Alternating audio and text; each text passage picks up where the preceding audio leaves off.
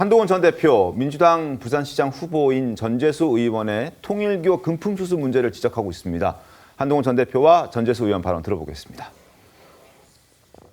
전재수 후보한테 그 까르띠에 시계 받았냐? 그 시계와 전재수 후보는 정말로 무관하냐? 진짜 안 받은 겁니까? 진짜 정말 무관한 겁니까? 전 여기에 답을 해야 한다고 생각해요. 비유하자면 범죄 현장에 전재수 씨의 지문과 DNA가 나온 거와 똑같습니다. 빼박 증거가 있는 거예요. 그 한동훈 대표가 까르띠에 시계 받았는지 안 받았는지 말해라 막 이렇게 얘기를 하잖아요. 뭐라고 답하시겠어요? 북구에서 열심히 하시라 이 말씀 드리고 싶습니다. 아니, 후보님 이미 종결된 사안이고 네. 지금 많은 분들이 그런 공격을 하는데 네.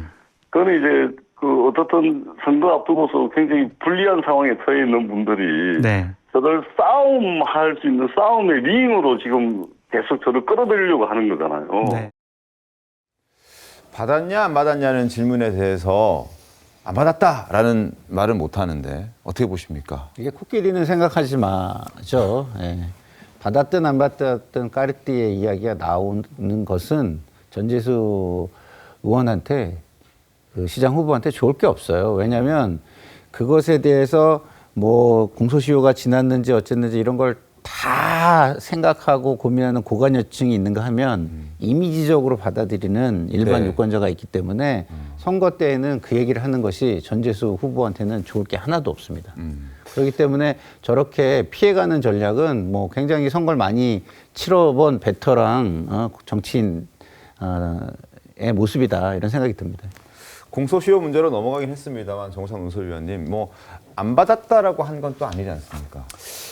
이게 이제 약간 흐름을 봐야 되는데요. 이게 지금 공소시효 문제 이미 뭔가 이 팩트에 대한 확인보다 이미 이 팩트에 대해서는 형사적으로 처벌할 수 없다는 결론 때문에 공소시효가 나왔고 혐의 없음으로 해서 이제 그냥 덮고 간 건데 이게 약간 지금 흐름이 있습니다. 뭐냐면 원래 그 통일교 금품 제공 문제가 처음 나온 게 민중기 특검에서 그 진술이 나왔던 겁니다. 그때 그렇죠. 민중기 특검에서 수사를 이 국민의힘 권성동 의원에 대한 수사처럼 바로 수사를 시작을 했으면 이거 공소시효 문제가 아마 걸리지 않았을 겁니다. 그런데 그때 민중기 특검에서 국민의힘에 대해서는 수사를 하고 민주당에 대해서는 수사를 안 했단 말이죠. 그래서 뒤늦게 경찰과 검찰이 수사를 했는데 이 또한도 수사를 늦추면서 결국 그냥 공소시효가 지나가 버린 걸로 결론을 내버리면서 전재수 의원이 부산시장 후보가 되자마자 이 사안은 종결이라고 이렇게 덮어버린 거란 말이죠. 뭐